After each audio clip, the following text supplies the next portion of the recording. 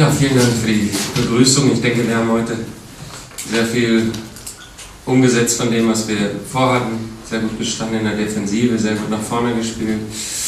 Gut die Räume genutzt und auch gefunden. Sehr gute Möglichkeiten gehabt.